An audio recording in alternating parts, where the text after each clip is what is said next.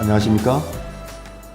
김진수 교수입니다. 지난 시간에 이어서 오늘은 주민들에게 이익이 되는 그런 재개발 재건축이 되기를 그런 마음에서 이제 전문가를 모시고 특히 시공사 계약 및 공사하는 과정에서 추가 공사비가 증액되는 부분이 어떤 부분이 있는가에 대해서 깊이 있게 살펴보는 시간을 마련하겠습니다.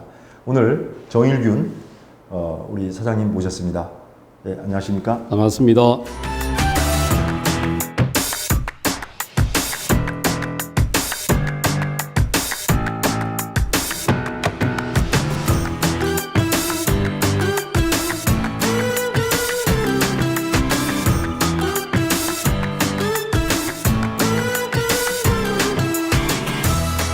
특히 국토교통부가 고시한 그 민간건설공사 표준도급계약서에 보더라도 일반 토사기준 평당 얼마 뭐 이렇게 되어 있습니다.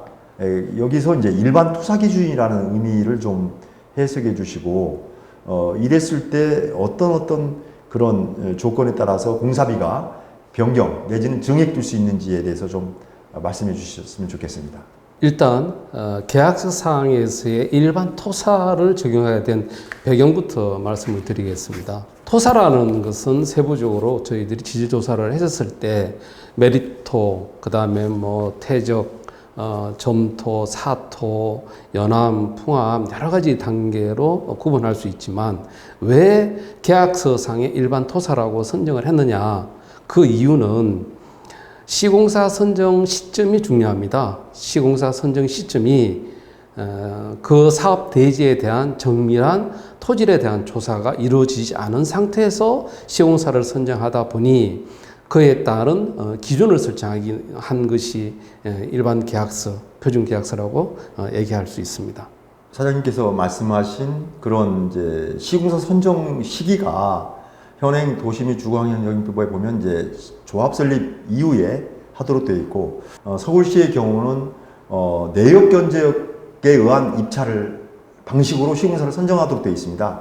다만 지금 지적하셨듯이 기타 지방 도시들은 조합 설립 이후에 바로 시공사를 선정하기 때문에 설계를 하기 위한 나름대로 지질조사는 한 건 맞지만 그래도 그것이 계략적일 수밖에 없다 이런 아마 지적이신 것 같습니다. 네.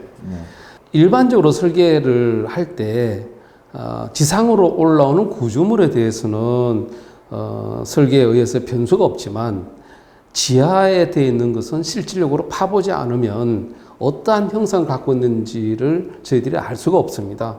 그렇기 때문에 내역에 의한 공사 입찰을 한다 하더라도 정밀한 지질조사에 의한 내역이 작성되는 것이 아니고 노멀한 기준에 의해서의 내역이 작성이 될 수밖에 없는 거고 제가 말씀드린 정밀한 지질조사라는 것은 실질적으로 사업 부지 내에 건물이 들어설 위치에 지질조사가 이루어져야만 전체적인 공사비에 대한 산정을 명확하게 할 수 있다는 그 뜻입니다.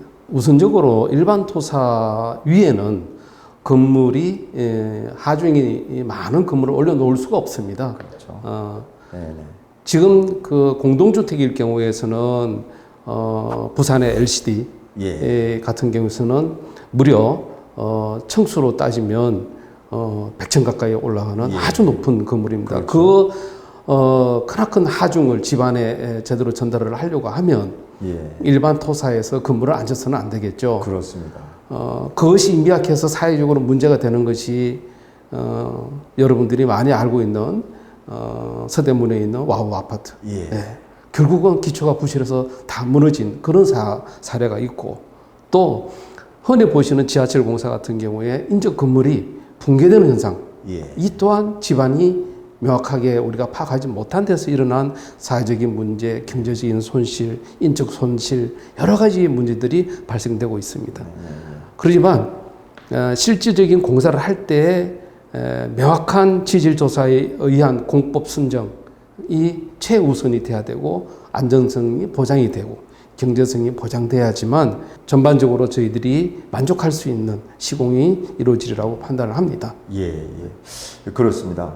최근에 제가 상담한 그 재개발 그런 사업장의 사례를 보면 그렇게 연약 집안이 나와서 이제 그 연약 지반을 보강하기 위한 공사비로 거의 평당 20만 원에 가까운 그런 추가 공사비를 요구했습니다. 시공사에서. 이렇게 추가 공사비, 주민들이 예측할 수 없는 이 토목공사에 대해서 추가 공사비가 수천만 원에 이르는 이런 것들이죠. 그래서 실제로 이제 이것은 결국은 건축물이 철거되고 토목공사, 굴토공사가 이루어지면서 거기에 이제 구체적으로 연약지만의 범위나 이제 그런 전체적인 면적을 확정하는 것은 공사를 한 이후에 거기에 따라서 추가 공사비가 발생할 수 있다는 그런 취지 아니겠습니까? 네. 공사비 상승 요인은 여러 가지가 있다고 판단을 합니다.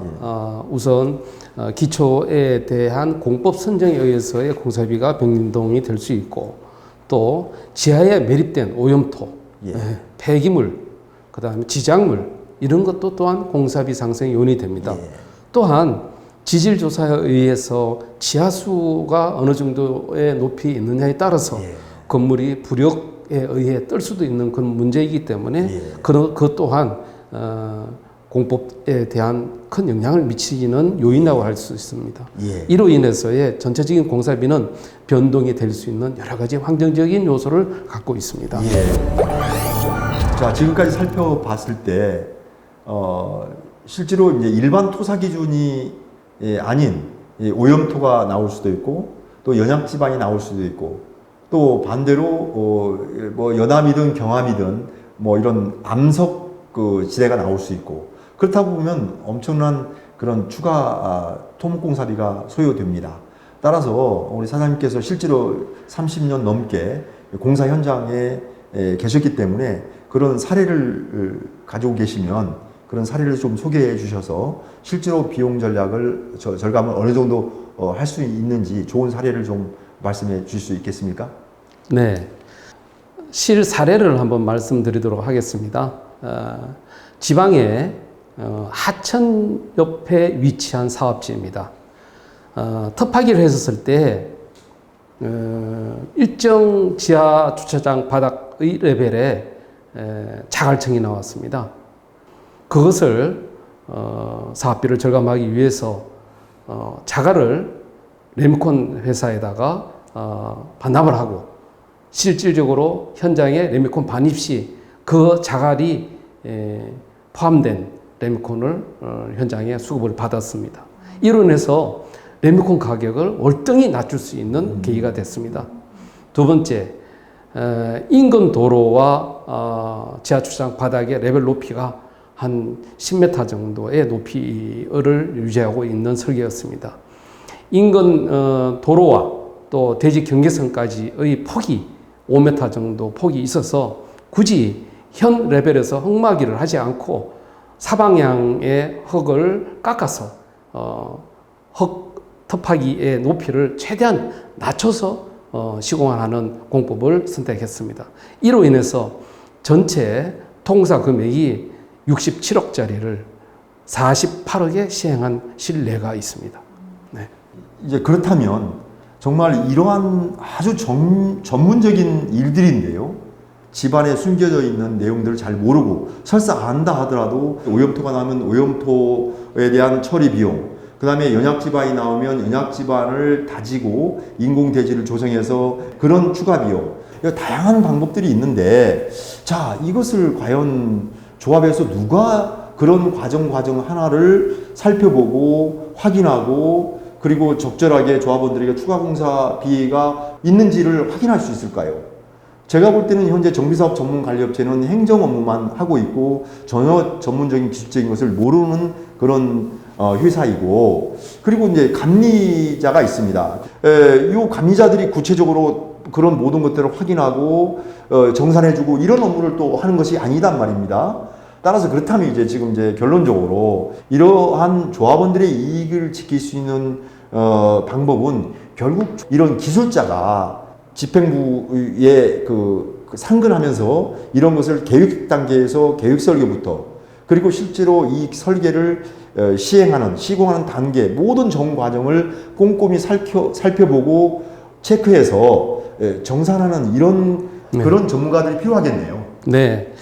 우선은 설계 단계부터 저희들이 검토를 해야 됩니다. 설계가 가장 효율적인 설계가 될 수 있도록 지질 조사에 의해서 결과물을 보고 건물 하부에 어떤 형태의 기초를 구성을 하고 또 건물 외부에 지하 주차장 외부 같은 경우도 어떻게 흙막이 공법을 선정하느냐, 여기에서도 여러 가지의 공사비가 좌우될 수 있는 상황이 됩니다. 그래서 설계를 아주 효율적인 또 경제적인 설계가 이루어질 수 있도록 CM이 유도를 하고, 그 다음에 실시공 당시에도 직접적으로 터파기를 해봄으로 인해서 발생되는 또 지형의 변화에 유유적절한 대응책을 가지고 현장을 관리 감독할 수 있는 그것도 능력을 갖고 있는 것이 감리와 또 CM이 해야 할 일입니다. 마지막으로 발생된 부분에 대한 공사비에 대한 정산 부분도 CM 쪽에서의 관리를 해야 될 포인트고, 감리적인 측면에서 보면 도면대로 시공되는지에 대한 것, 또한 설계 변경에 대한 확정 부분은 하지만 금액적인 부분에 대해서의 감리는 현실적으로 불가능합니다. 왜 그러냐면 평당 계약을 해서 내역이 대부분 산정되지 않은 상황에서는 결과적으로는 CM이 중재 역할을 해서 조합과 시공업체에 대한 정확한 판단을 내릴 수 있도록 도움을 줘야 될 거라고 판단합니다. 예.